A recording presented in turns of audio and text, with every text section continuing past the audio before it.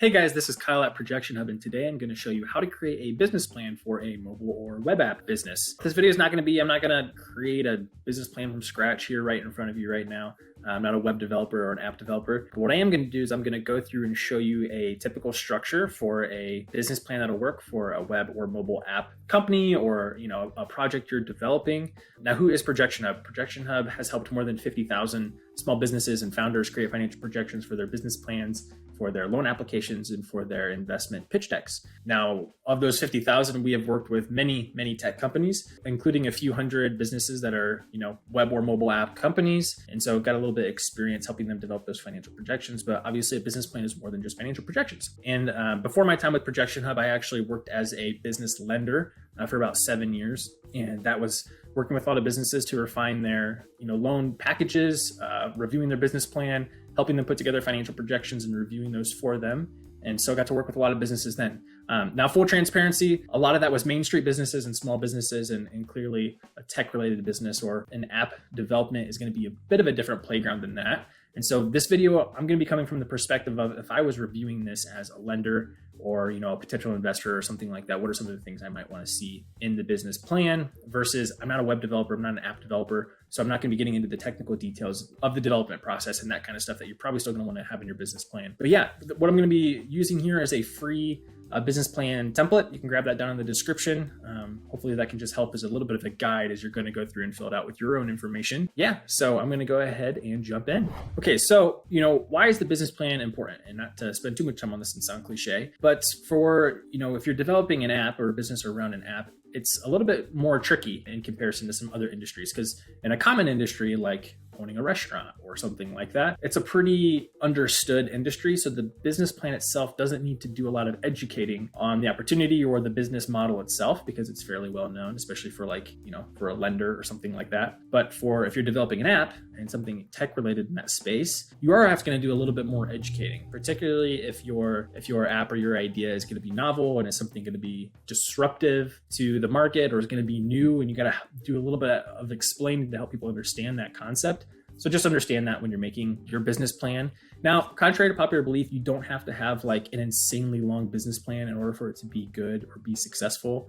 When I was a lender, if someone handed me a 50-page business plan, that would be a lot, because they're not going to read every word of that. And so it actually can hurt you in some cases, because the details they need to see in order to make a lending decision might get lost in translation with all the other technical details about, the specifics of the logistics of the business. And so given a business like developing an app can be pretty technical, we need to find that right balance. And so, if that means your business plan is going to be 10 to 20 pages, that's probably more of a comfortable length there. So it doesn't need to be insanely long, but if you need to go through the practice of creating a really long business plan just to make sure you understand everything and then refine back from that, or a separate copy of that, definitely do that. And I forgot to mention, if at any point this video you found it to be helpful, give us a thumbs up, subscribe to the channel. Not all of our content is about app development or businesses that develop web and mobile apps, but we put out a lot of content just in general for tech businesses and other businesses growing and scaling them. And so as we dive in here, you can see kind of the outline for the template here, for the business plan here. I'm going to kind of scroll through that. The main thing I'm hoping to get across here is there are 5 key points that I think can really make a business plan shine.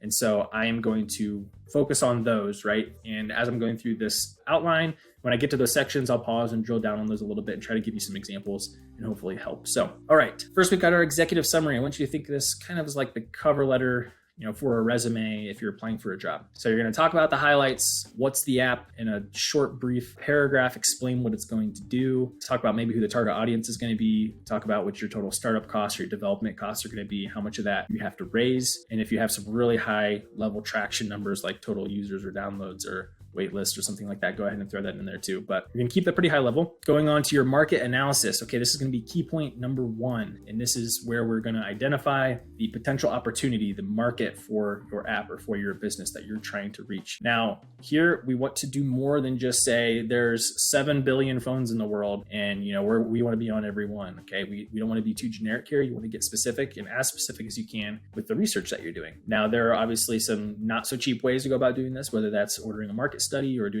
hiring a research firm or whatever that, those options definitely exist out there, or even buying a report. But there are also some free ways you can go about doing that. And so I'll just give you some quick examples. First is going to be checking out search data. In this example, this fictitious business example, we're talking about an app, EcoEase, and it's going to be to help people figure out how to live a more eco-friendly lifestyle, sustainable lifestyle. So the app will track, their carbon footprint and energy consumption and transportation and the food they're consuming. And so if we're using that as our example, we want to find out, those people are probably looking for a way to measure their carbon footprint or track it. So we want to maybe look for how often are people searching for that to get a sense of the potential customer base. So that's what we'll do first, right? I just went to Google AdWords. You can create a free account, and I'm using their keyword planner tool. I put in some search phrases I think people might look for, and then I set the location to be the United States. And let's just see what people are searching for. So the great thing about this is it's going to tell you not only the average monthly searches, it's also going to tell us trend data. It's going to give us ideas for other related keywords,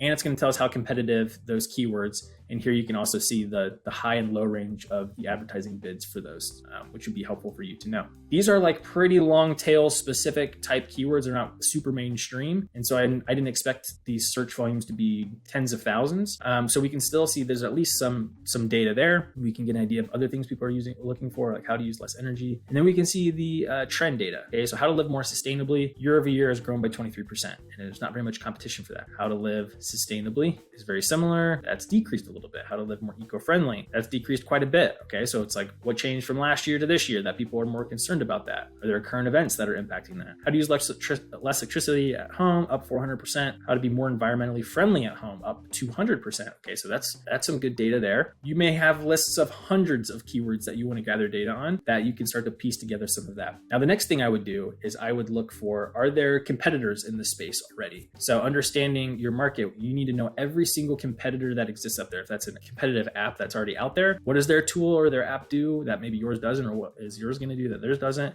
What are people paying for that tool? What advantage do you have over that tool? And we can use some tools like Ahrefs, which is not free, but it doesn't cost a lot. And I found this company, Sustain Life. I can take a look at their website and I can see, okay, this is interesting. I can see the trend. They got up to about 5,000 organic traffic per day. And then that is tapered down to around 2,800. So it's clearly not trending upwards, it's going down, and they're paying for some traffic. I can see that. I can also see what keywords. I can actually go in and see what keywords they're competing for, which could be interesting. Let's look at maybe their organic keywords. And while we're waiting for that to come up, you can also look for their competitors, right? So these are the people competing on the same keywords. And we've got a bunch of companies here. Now, I'm not assuming all these companies represent like an app that I would be competing with, but they are competing on search phrases. So that would be important to know. This would be a good place to go and learn a little bit more about my competition. But we can also see that there's some pretty significant search volume in this industry, right? So we can see at the top, tier 1 supplier, tier supplier. What is a tier 1 supplier? And we can see, are they doing that in what blog are they competing on that for? Okay, so that's just some examples of tools that exist out there that you can do some market research data that doesn't have to cost an arm and a leg to pay someone to do like a sophisticated report for that. But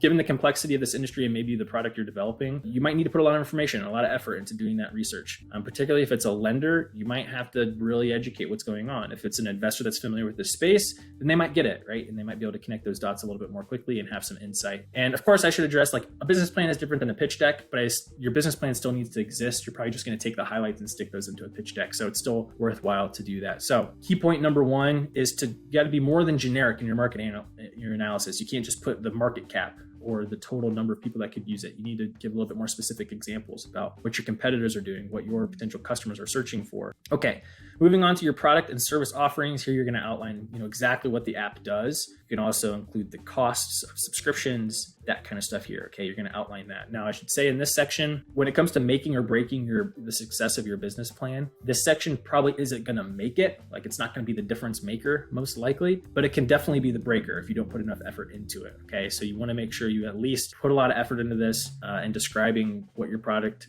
or what your app is going to do.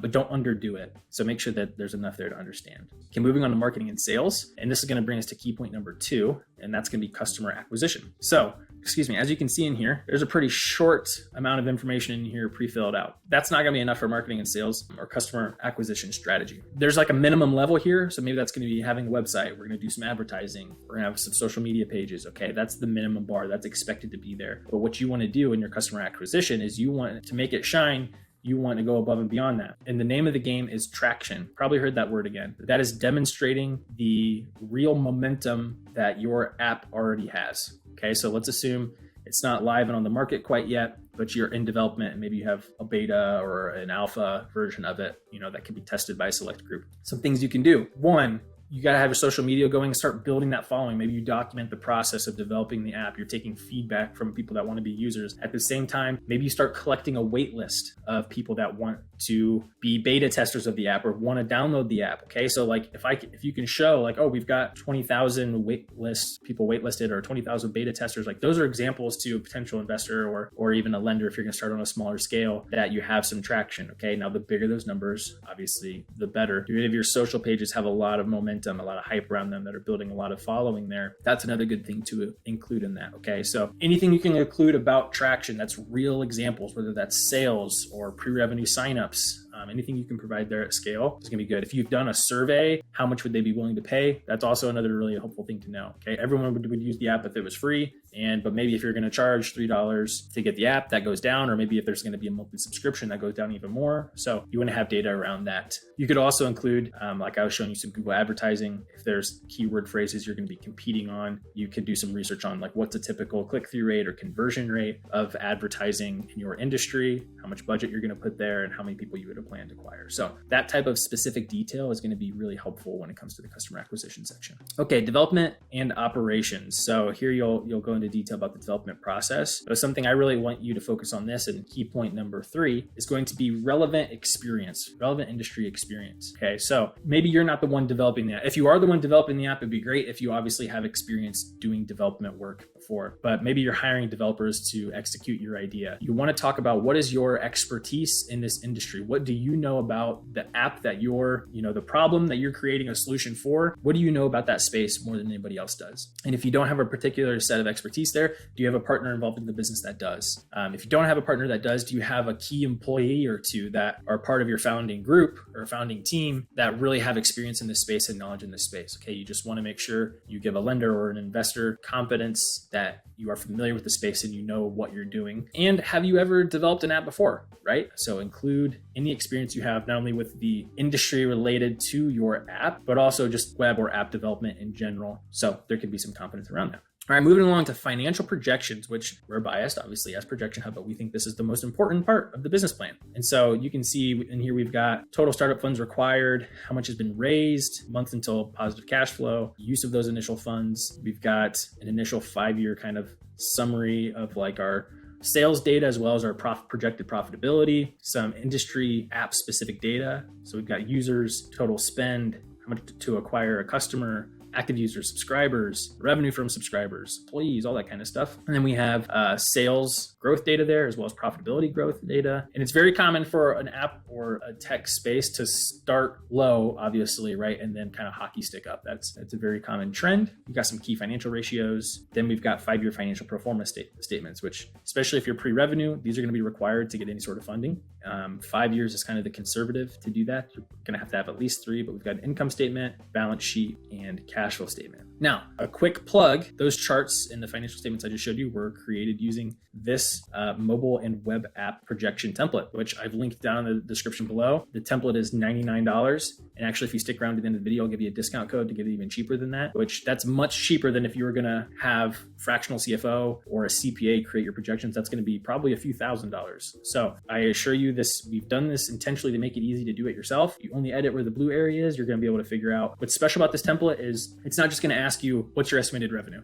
It's going to help you actually calculate your estimated revenue. Okay, you'll be able to put in ad spend, conversion rate of those ads, total leads. What's your churn rate going to be? It gives you the ability to add in subscription products. Are you going to have ad revenue within your app? Are you going to have in-app purchases? Are you going to have other revenue that you can have in there? And then, of course, your cost of goods sold. Okay, and then it's going to take all that information, your operating expenses. You'll be able to outline those here, the salaries of employees on the team. And then it's going to take all that information and it's going to automatically generate all the charts that I showed you, which you'll see here. And any changes you make will automatically change that. So you'll be able to play with this. You can see all these charts here being made, and then it's going to generate your financial statements as well. So you can create a copy of this. You can give it to your potential investors or your lenders so they can play around with the assumptions as well. So while financial projections are very important, and will be required. That's not key point number 4. Key point number 4 is, are your financial projections realistic and within industry expectations? Now, this is a little tricky for mobile and web app development because every app is going to be different from each other. The market size is different from each other. The best thing you can do is if you can find comparable apps that already exist in the marketplace and talk a little bit about, and find out a little bit about what their typical financial data might look like if it's being shared. But if you want to try to do a simple and cost-effective way, just go to Google, look for what the typical profit margin for a consumer mobile app, right? Or if you're going to be business to business, you might be looking for that a little bit different, but I'm assuming for like a mobile app, it's going to be consumer. Okay. And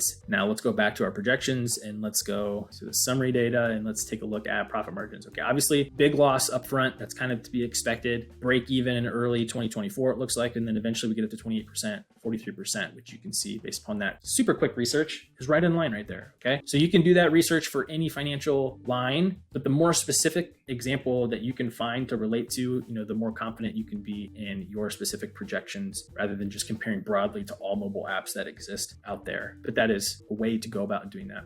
You might also need to know what's your burn rate based upon development costs or your projected burn rate. You'll be able to tell that in your cash flow statement. See here at the beginning of year 1, we've got total cash of just under $1 million. And you can see we're going to keep burning through that all the way up until start to go back up at the very end of year 2. Okay. And then it climbs from there. So that's going to be helpful and required to be known as well. Now let's go back to our business plan. Projections take you down basically to the end of it, but you're probably wondering, what about key point number 5? We're still missing one. And the 5th point is going to be what we call skin in the game. Now, this is probably more related to if you were to get a loan. They're going to want to know, what are you putting into it? So think about if you're buying a house and you get a mortgage, you got to put a down payment on it, and then you're using the house as collateral. A business loan is going to be very similar. Your lender's not going to fund 100% of your startup costs. They're going to expect you to have some cash injection into that project, or you might be injecting, an investment into the project as well. And then whatever collateral you can. Now, obviously, an app developer is probably not going to have a ton of collateral. So you might have to have some personal collateral that might be required. And if you're looking to raise investment instead of a loan, that looks like a completely different conversation, right? That might be an equity exchange, a convertible note, or something of that degree, but you got to be prepared. A lot of people will say, well, I want to keep the business separate from my personal. That makes a ton of sense when it comes to bank accounts and bookkeeping. But when it comes to loans and investments, that kind of goes out the window. Your potential lender or investor wants to know you're just as committed personally as you are the business. So you got to be prepared to give something there. So that's a really quick go through of a mobile app business plan template. Again, I've linked this down in the description. You can grab it for free. I also promised you a promo code, PH20BP will get you 20% off that projection template that I just showed you. I've also linked that down below. If you have any questions, reach out to us at support@projectionhub.com. We'd be happy to help and answer any questions you have. Like the video if this was helpful for you. Subscribe to our channel for more information, and we will see you on the next one. Thanks.